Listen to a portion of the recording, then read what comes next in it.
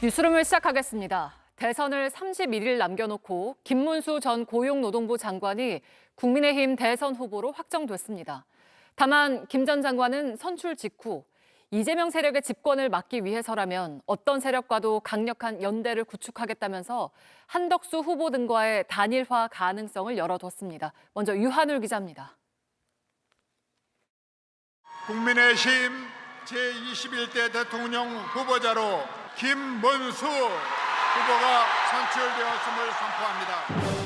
국민의힘 대선 후보로 선출된 김문수 후보는 후보 수락 일성으로 이재명 독재 정권을 막겠다면서 한덕수 후보 등과의 단일화 가능성을 열어놨습니다.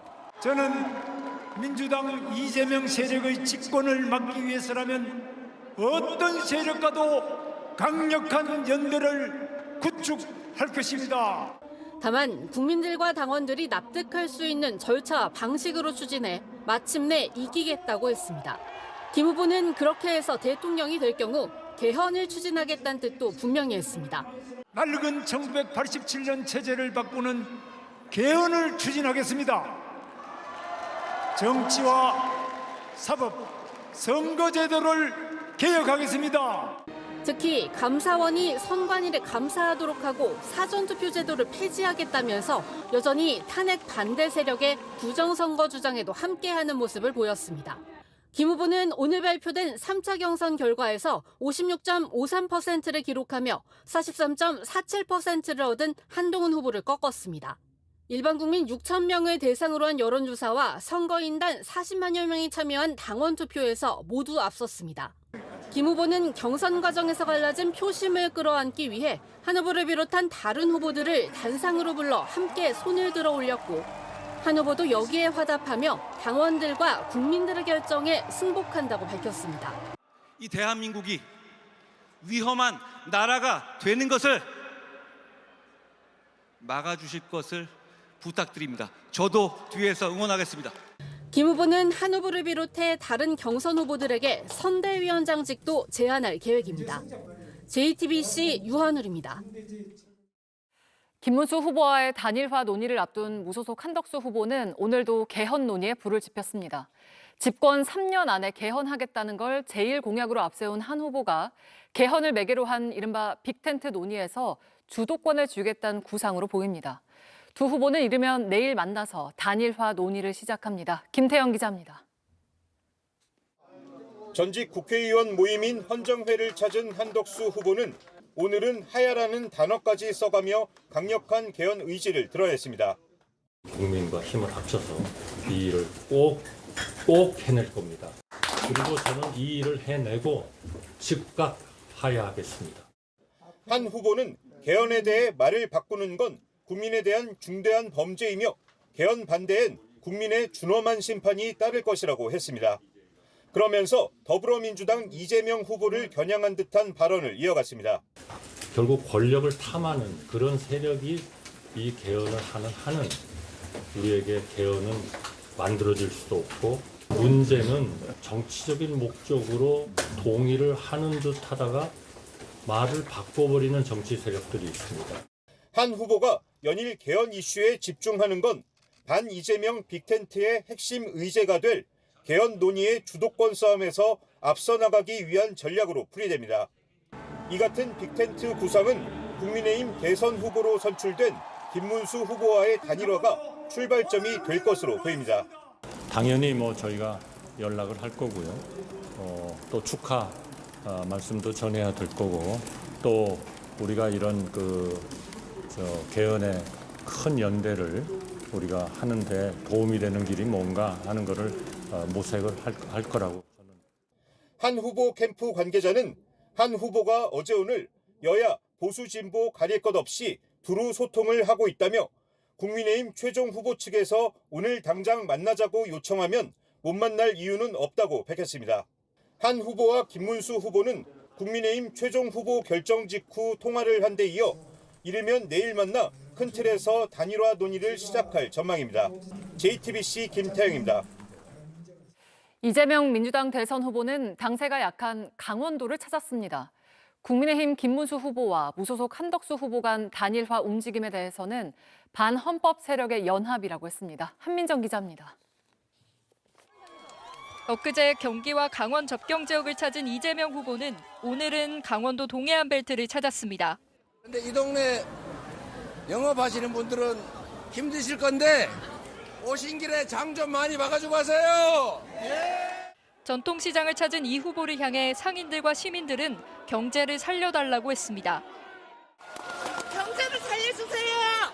경제도 살려야 되고 남북 간의 군사적 긴장도 완화해서 평화적으로 서로 공존해야 이 강원도도 살 길이 생기지 않겠습니까?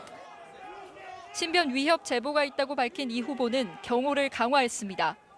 제가 오늘부터는 경호 문제 때문에 손을 잡거나 못하게 됐으니까 이해 부탁드립니다.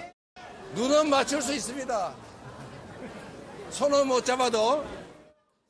이재명 후보는 이곳 강릉 카페거리와 속초 양양의 전통시장을 찾아 시민들을 만났습니다. 보수 텃밭으로 지난 대선 윤석열 전 대통령에게 표를 몰아줬던 강원 민심 잡기에 나선 겁니다. 그냥 뭐 잘못해도 찍어지고 뭐 사고 쳐도 찍어지고 우리 파란색이지 우리 빨간색이지 공천만 받으면 무조건 찍어주니 뭘로 열심히 합니까? 국민의힘 김문수 후보와 무소속 한덕수 후보 사이 단일화 추진 움직임을 비판하기도 했습니다. 반헌법 민주공화국 파괴 세력들끼리 연합하는 거야 뭐 예측된 일 아니겠습니까? 이 후보는 강원 동해안 방문에 맞춰 어업 활성화 공약을 발표했습니다. 해양 바이오 산업 육성과 권역별 복합 해양 관광도시 확대 등 내용이 담겼습니다. 내일은 경북 영주 예천과 충북 단양 영월 등 단양 8경 벨트를 찾아 민생 행보를 이어갈 계획입니다. JTBC 한민정입니다. 네, 국민의힘 대선 후보가 결정이 됐지만 김문수 후보의 이름이 투표지에 새겨질지는 아직 알 수가 없습니다. 무소속으로 출마를 선언한 한덕수 예비 후보와의 단일화 협상이 남아있기 때문인데요. 정치부 강보들 기자와 함께 이야기 나눠보겠습니다.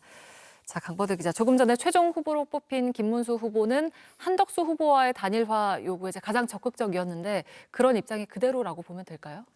단일화에 임하겠다는 건 달라지지 않았지만 미묘한 입장 변화가 눈에 띕니다. 이 경선 빅4의 든 뒤 토론회 발언과 이강에 꼽힌 뒤에 한 얘기, 그리고 오늘 최종 후보 결정 이후에 한 말도 이어서 들어보시겠습니다. 한덕수든 김덕수든 다 합쳐서 무조건 이재명을 이겨야 된다고 생각합니다. 한총리가 이제 출마를 하게 되는데 당에서는 뭐 일각에서는 뭐 후보님이 뭐 불쏘시개다 뭐 이런 식으로까지 얘기를 하는데 예, 뭐 불쏘시개가 이렇게 충청남도까지 와서 지사님 만나고 이렇게 하겠습니까? 우리 한덕수 후보 이제 무소속으로 지금 되어 계시죠. 이분들이 다 우리 당에 입당했으면 제일 좋았는데 그렇지 않기 때문에 이제 복잡한 여러 문제가 있을 겁니다. 네, 그러니까 자신은 단일화를 위한 불쏘시개가 아니다라는 말에서 그냥 양보하지만은 않겠다 이런 의지가 느껴지기도 하네요.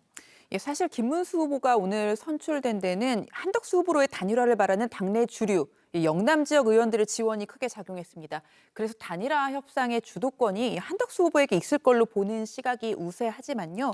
김문수 후보가 당의 대선 후보로서 이 당무 전반에 우선 권한을 갖게 된 만큼 이 단일화 압박에 어떻게 대응할지가 관건입니다. 최근 김문수 후보 캠프 일각에서는 그냥 넘겨줄 생각은 없다. 공정한 단일화 룰을 적용하면 한덕수 꺾을 수 있다. 이런 얘기가 나옵니다. 네. 2002년 노무현, 정몽준 단일화 때처럼 이 여론조사로 단일화를 하는 방안이 거론되고 있는데요. 이 누구를 대상으로 조사할지 등을 놓고 이제 서로 유불리를 따지다 보면은 이 과정에서 상당한 진통이 벌어질 수도 있습니다. 네, 이제 뭐 선거가 31일 남았는데 시간을 오래 끌 수는 없을 거잖아요. 그 단일화 시점이 언제쯤일까요? 대선 일정을 정리해봤습니다. 7일이요. 선거 홍보물 인쇄 발주 마감일이고요. 11일 선관위에 후보 등록을 하고 나면 12일부터는 공식 선거운동이 시작됩니다. 25일에는 투표지를 인쇄하게 되고요. 7일까지 단일화가 안 되면 양 후보가 따로 홍보물을 찍어야 되는 겁니다. 네. 또 11일까지 마무리가 안 되면 당장 12일부터는 각자 유세를 해야 되는데요. 현재 무소속인 한덕수 후보 쪽이 아무래도 비용이나 인력 부담을 더 느낄 수밖에 없습니다. 그래서 11일까지는 무조건 단일화를 마무리하겠다는 입장입니다. 늦어져도 24일을 넘기면 이 의미가 없는 게요. 투표지에 김문수, 한덕수 두 후보의 이름이 다 들어가게 돼서 단일화 효과가 줄어들기 때문입니다. 네, 잘 들었습니다. 정치부 강버들 기자와 함께 이야기했습니다. 자, 민주당은 이재명 후보에 대한 대법원의 파기환송을 놓고 반발을 이어가고 있습니다. 조희대 대법원장을 탄핵해야 한다는 주장까지 공개적으로 나왔습니다. 김재현 기자입니다. 민주당 초선 의원들은 오늘 기자회견을 열고 조희대 대법원장에 대한 탄핵을 추진하겠다고 밝혔습니다. 조희대 대법원장 주도의 사법 쿠데타에 대해 즉각 조희대 대법원장 탄핵 소추 절차에 돌입하겠습니다. 조 대법원장이 주도해 이례적으로 빠른 판결을 통해 대선에 영향을 주려고 했다는 겁니다. 초선 의원들뿐 아니라 지도부에서도 탄핵 추진을 시사하는 목소리가 나오는 가운데 사실은 탄핵하자 이렇게 외치고 싶습니다. 최소한 직무는 정지시킬 수 있습니다. 오늘 강원도 유세에 나선 이재명 후보는 당이 국민 뜻에 맞게 처리할 것이라고 밝혔습니다. 대법관 탄핵시키세요, 대표님. 뭘 하라고요? 조희대 탄핵시켜주세요. 당에서 잘 알아나겠죠. 국민의힘은 민주당의 잇따른 탄핵 추진을 비판했습니다. 이재명에게 유죄 판결을 내리니까 경제부총리, 검찰총장을 화풀이 탄핵합니다. 급기야 대법원장과 대법관들까지 탄핵하겠다고 들먹입니다. 이게 바로 의회 쿠데타 아닙니까? 민주당은 향후 이 후보의 재판에 영향을 줄 수 있는 법 개정안을 계속 내놓고 있습니다. 피고인이 대통령에 당선되면 형사재판을 정지하는 형사소송법 개정안을 어제 법사위에 상정한 데 이어 대법관 수를 현재 14명에서 30명으로 늘리는 법원조직법 개정안도 발의한 것으로 확인됐습니다. 대법원 판결을 헌법소원으로 다퉈볼 수 있게 하자는 사실상 사심제를 의미하는 헌법재판소법 개정안도 발의 예고했습니다. JTBC 김재현입니다. 대법원은 신속한 절차 진행이 필요했던 이유를 판결문에 담았습니다. 2심 판결까지 2년 6개월 넘게 걸린 상황을 지적을 하면서 지연된 정의는 정의가 아니라고 표현했습니다. 다만 여기에 대한 비난의 글이 올라오기도 했습니다. 연지환 기자입니다. 대법원은 지난달 22일 사건을 전원 합의체에 회부했습니다. 그리고 9일 만에 선고했습니다. 원심 판결을 파기하고 사건을 서울 고등법원에 완송한다. 상고심은 3개월 안에만 판단하면 되고 이를 넘기는 경우도 적지 않았습니다. 이번 사건 진행이 이례적으로 빠르고 정치 개입 의도 아니냐는 비판이 나온 이유입니다. 대법원은 그 이유를 판결문에 자세히 담았습니다. 서경환, 신숙희, 박영재, 이수견, 마용주 대법관 5명은 보충 의견으로 지연된 정의는 정의가 아니다라고 적었습니다. 1심 판결만 799일, 1, 2심을 합하면 2년 6개월 넘게 걸린 상황을 지적한 걸로 보입니다. 중립적이고 신속한 절차 진행이 필요하다는 공감대가 대다수 대법관 사이에 형성되었다며 달력상 날짜의 총량만이 충실한 심리를 반영하는 것은 아니라고 적었습니다. 그러면서 이런 대법원의 노력이 비슷한 사건을 하는 여러 법원에 뚜렷한 메시지와 긍정적 영향을 줄 수 있다고 했습니다. 반면 이응구, 오경미 대법관은 신속만이 능사는 아니라는 반대 의견을 적었습니다. 한 현직 판사도 법원 내부망에 대법의 심리 속도를 비난하는 글을 적었습니다.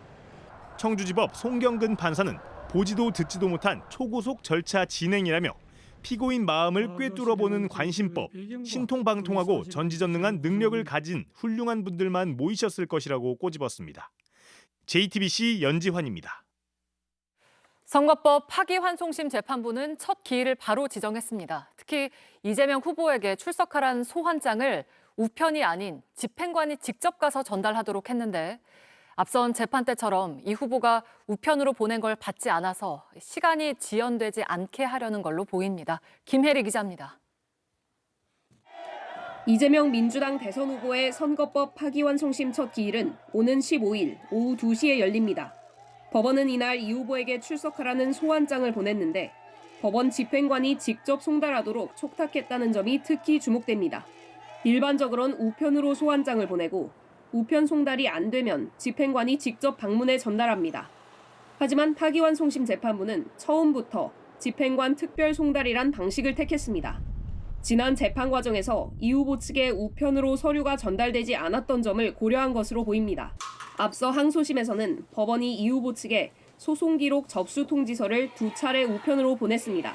하지만 당사자가 없고 문이 닫혀 있다는 이유 등으로 전달되지 않았습니다. 결국 집행관이 직접 의원회관을 찾아가 전달하면서 서류 수령에 9일이 걸렸습니다. 대법원도 소송 서류를 우편으로 보냈다가 실패해 결국 열흘 만에 인편으로 전달했습니다. 파기환송심은 피고인의 출석 의무가 있습니다. 다만 이 후보가 오는 15일에 출석하지 않으면 재판은 한 차례 미뤄야 합니다.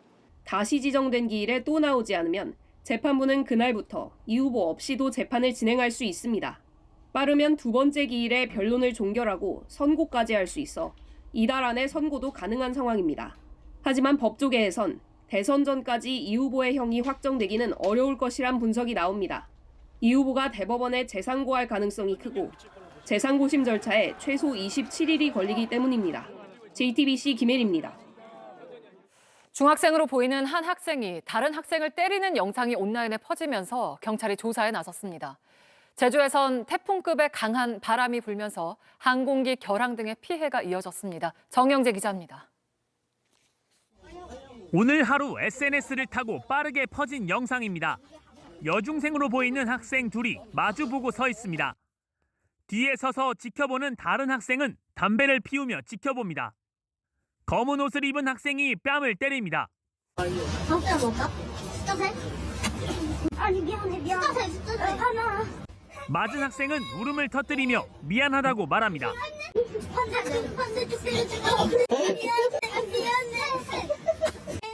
옆에서 부추기는 학생들을 의식한 듯 더 과격한 행동을 이어갑니다. 빨리 트라이인가 보네. 한번 해달라잖아. 하셨으면 좋겠어요? 빨리. 내려. 1분 39초짜리 짧은 영상에 5,000개가 넘는 댓글이 달렸습니다. 때린 학생은 사과했고 용서를 받았다는 글을 자신의 SNS에 올렸다가 신상털기가 이어지자 급히 내린 것으로 전해졌습니다. 현재 해당 영상은 삭제됐습니다. 경찰은 이 영상이 지난해 11월 촬영된 것으로 보고 조사를 시작했습니다. 소방대원들이 밧줄에 매달려 펄럭이는 간판을 동여 묶습니다. 오늘 제주 북부와 산간 지역에 강풍특보가 내려졌습니다. 제주공항 근처 최대 순간풍속 초속 25.9m를 기록했습니다. 도로 중앙분리대가 쓰러지고 신호등이 늘어지는 등 13건의 피해가 발생했습니다. 오전 한때 강풍으로 항공기 30여 편이 결항하기도 했습니다. JTBC 정영재입니다. 본격적인 연휴 첫날 공항에서는 SK텔레콤 유심을 바꾸려는 사람들로 로밍센터가 종일 북적였습니다. SK텔레콤은 당분간 일반 판매점과 온라인에서도 신규 고객을 받지 않기로 했습니다. 공다솜 기자입니다. 평소라면 한산에 쓸 점심시간쯤 수십 명 고객들이 긴 줄을 섰습니다. 인천국제공항 SK텔레콤 로밍센터 앞의 모습입니다. 연휴를 맞아 해외로 떠나는 여행객들은 유심을 바꾸기 위해 평소보다 발길을 재촉했습니다. 해외 로밍을 하면 유심 보호 서비스를 받지 못하기 때문입니다. 네, 원래는 3시간, 2시간 전에 오는데 오늘은 유심 교체하려고 4시간 전에 왔어요. 못 바꾸고 출국하게 되면은 차라리 유심을 쓰면 안 되는 건가? SK텔레콤은 당일 출국자에 한해 유심을 교체해주고 있습니다. 오늘 공항에 직원 100여 명을 추가로 배치했지만 오전엔 1시간 넘게 대기줄이 이어졌습니다. 좀 불안하긴 했습니다. 제가 유심보호 서비스를 해지하고 만약에 외국에 나간다면은 이제 보상을 받지 못할 거란 불안감이 좀 되게 컸고. SK텔레콤은 유심을 바꾸지 않거나 보호 서비스를 이용하지 않더라도 무방비로 위험에 노출되는 건 아니라고 설명했습니다. 유심을 교체 안 하고 해외를 나가면 내 정보가 다 털리는 거냐? 그거는 아니라는 말씀을 드립니다. 자동으로 통신망에서 저희가 이제 이상 징후를 이제 차단하는 그 FDS 시스템이라는 걸 통해서 이제 차단을 하고 있는 거고요. 만일 유심을 교체하지 못한 고객이 해외에서 피해를 입을 경우 모두 책임지겠다고도 했습니다. 오늘 기준 SK텔레콤 유심보호 서비스 가입자는 1,710만 명가량으로 전체 가입자의 절반을 조금 넘겼습니다. 물량 확보가 더뎌 유심을 교체한 고객은 92만 명 수준입니다. 이런 상황이 이어지면서 SK텔레콤은 오늘부터 전국 2,600개 T월드 매장뿐만 아니라 일반 판매점과 온라인에서도 신규 고객을 받지 않기로 했습니다. JTBC 공다솜입니다. 미국이 오늘부터 우리가 수출하는 자동차 부품에 25% 관세를 매기기 시작했습니다. 완성차 업계에 이어서 부품 업계까지 미국 고율 관세 직격탄을 맞게 되면서 타격이 예상됩니다. 임지수 기자입니다. 미국이 외국산 자동차 부품에 부과하기로 한 25% 관세가 오늘 낮 1시부터 공식 발효됐습니다. 미국은 우리 차 부품업계의 가장 큰 수출 시장으로 관세 대상 품목은 332개입니다. 우리 업계의 대미 수출 비중은 36.5%로 꾸준히 높아져 왔습니다. 미국의 자동차 부품 수입 중 한국 비중은 6.4%로 135억 달러, 19조 원 규모입니다. 더 비싼 가격의 부품을 조달하게 된 미국 자동차 업계도 이런 조치에 반발했습니다. 그러면서 도널드 트럼프 대통령은 지난달 29일 일부 완화 조치를 발표했습니다. 미국에서 만든 차량에 한해 올해는 차량 가격의 15%를, 내년부턴 10%에 대해 관세를 환급하기로 했습니다. 우리 업계로선 최악은 피했지만 피해는 이제 시작입니다. 국내 자동차 부품은 대부분 중견 중소기업이고요. 미국의 관세 부담도 있고 현지의 생산시설 구축을 요구하고 있어서 이중고에 처해 있다. 전문가들은 이런 상황이 길어지면 국내 고용 상황에도 영향이 있을 수 있다고 우려합니다. 중장기적으로는 해외 생산기지 이전에 따라서는 한국 국내 좋은 일자리가 좀 유출될 그럴 가능성도 있고요. 우리 차 부품업계가 미국 외 시장으로 판로를 다변화하려는 노력이 필요하다는 점은 공통된 지적입니다. JTBC 임지수입니다. 우리나라도 그렇지만 중국 경제도 60년 만에 최악이라는 말이 나올 정도로 상황이 좋지 않은데요. 내수 시장을 활성화해서 버텨보겠다는 전략이지만 큰 타격을 입는 건 하루 벌어 하루 먹고 사는 일용직 노동자들입니다. 베이징 이도성 특파원이 만났습니다. 중국 베이징시 외곽 한 거리에 인력 소개 업체가 줄지어 있습니다. 최대 규모 인력 시장 중 하나인 마쥐차오입니다. 지금 현재 새벽 4시가 조금 넘었습니다. 꽤 이른 시간이지만 이곳에는 일자리를 찾기 위해서 많은 사람들이 속속 모여들고 있습니다. 하루 벌어 하루 먹고 사는 이들인데 주로 공장이나 공사장 인부로 뽑혀갑니다.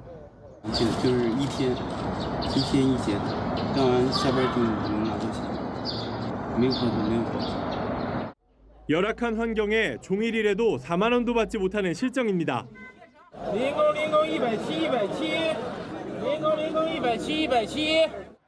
그나마도 일주일의 절반을 공치기 일쑤입니다.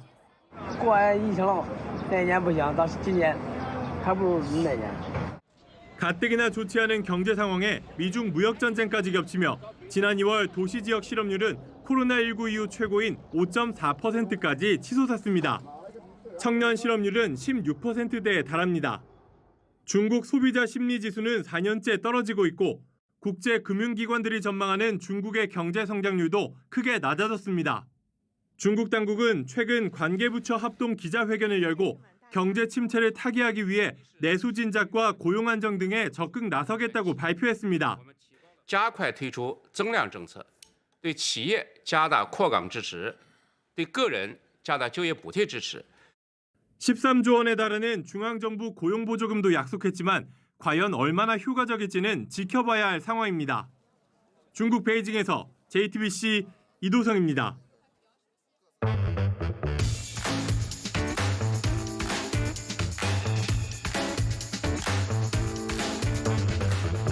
네, 돌비 뉴스 김민광 기자와 함께하겠습니다. 자, 첫 번째 키워드 보겠습니다. 호남 사람이네요. 네, 바로 어제 한덕수 후보의 발언입니다. 네. 한 후보는 대선 출마 선언을 하고 5.18 민주묘지에 참배하기 위해 곧바로 광주로 내려갔는데요. 하지만 시민단체 방해로 참배를 할 수 없게 되자 이렇게 외쳤다고 합니다. 한번 함께 보겠습니다. 여러분, 저도 호남 사람입니다. 서로 사랑해야 합니다. 아껴야 합니다. 같이 뭉쳐야 합니다, 여러분. 네, 근데 저 키워드 옆에 붙은 물음표는 어떤 의미인 거죠? 거죠? 네, 바로 한 후보를 따라다니는 고향 논란 때문입니다. 한 전 총리는 김대중 정부 시절에는 통상교섭본부장, 노무현 정부 시절에는 국무총리, 그리고 이명박 정부 시절에는 주미대사로 활약을 했습니다. 네. 이렇게 진보와 보수를 넘나들며 중책을 맡아온 한 후보에 대해 일각에서는 한 후보가 그때그때 상황에 맞춰 때로는 호남 사람, 때로는 서울 사람을 내세운 거 아니냐, 이런 비판이 나온다고 합니다. 네. 3년 전 인사청문회 때도 이런 논란은 반복됐습니다. 한번 이 장면도 이어서 보겠습니다. 네, 후보자님 고향이 어디십니까? 전주에서 났습니다.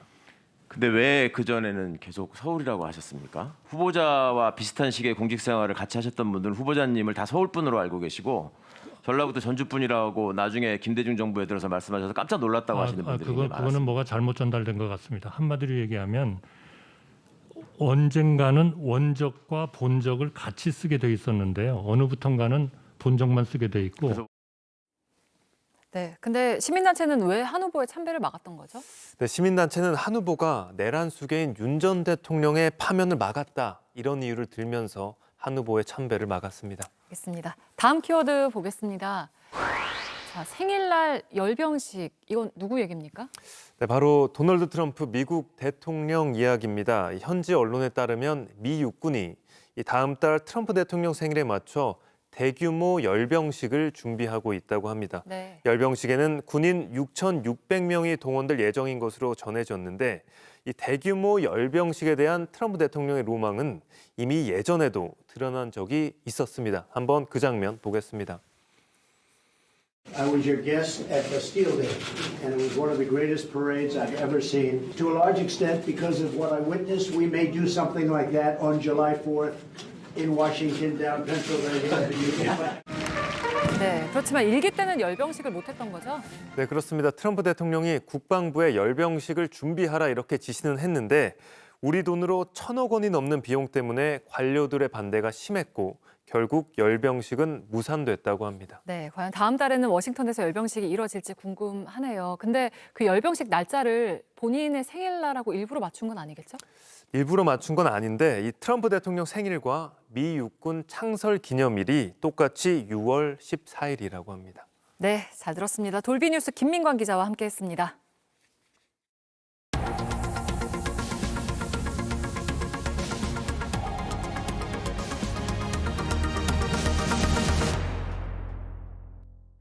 오는 7일 새 교황을 뽑는 추기경단 비밀회의 콘클라베를 앞두고 바티칸 시스티나 성당 지붕에 굴뚝이 설치됐습니다. 추기경 133명이 시스티나 성당에 모여서 3분의 2 이상의 지지를 받는 후보가 나올 때까지 투표를 이어가는데, 투표가 끝나면 즉시 투표 용지를 태우며 나오는 연기 색깔로 결과를 알립니다.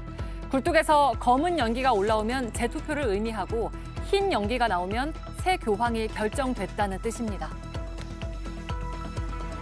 현지 시간 지난달 29일 미국 텍사스주의 한 고속도로에서 동전 수송 차량이 전복돼 도로 위에 동전 800만 개가 쏟아졌습니다.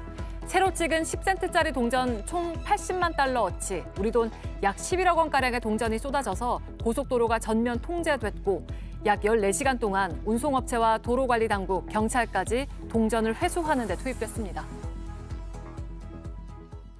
세계적인 거장, 일본의 고레에다 히로카즈 감독이 한국을 찾았습니다. 큰 목소리를 내지 못하는 사람들에게 귀 기울이는 청진기 같은 영화를 만들고 싶다고 했는데요. 강나현 기자가 만났습니다. 영화 감독 지망생들과 만난 자리에서 갑자기 휴대전화를 꺼내 보입니다. 고레에다 히로카즈 감독은 작품 아이디어를 틈날 때마다 여기 모아놓긴 하는데 볼 때마다 새롭다며 너스레를 떱니다. 朝8時にメモしてるなんか夢で見たのかもしれない 아직도 초고를 원고지에 쓴다며 쑥스럽게 웃기도 합니다.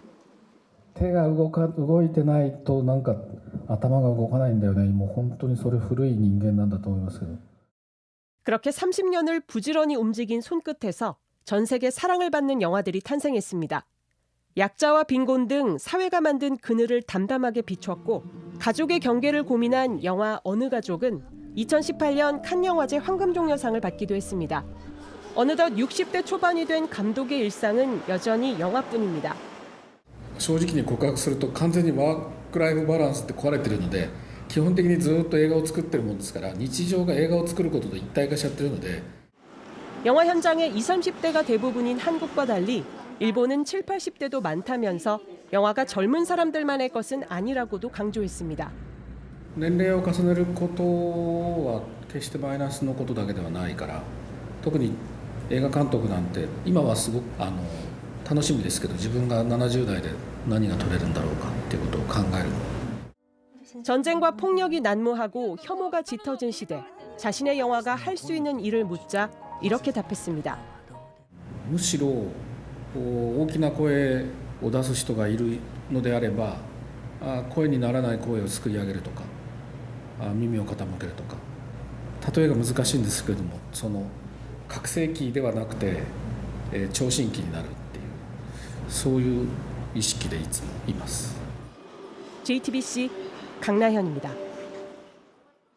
네, 내일은 나들이 하기 좋은 날씨일 거란 예보입니다. 전국 대부분 지역이 맑고 화창하겠고 낮 최고 기온도 서울 21도, 대전과 광주 22도, 대구 23도 등으로 오늘보다 따뜻하겠습니다. 다만 모레는 전국이 흐린 가운데 밤부터 전국 대부분 지역에 다시 비가 오겠습니다. 비는 화요일까지 이어지겠습니다. 뉴스를 마치겠습니다. 고맙습니다.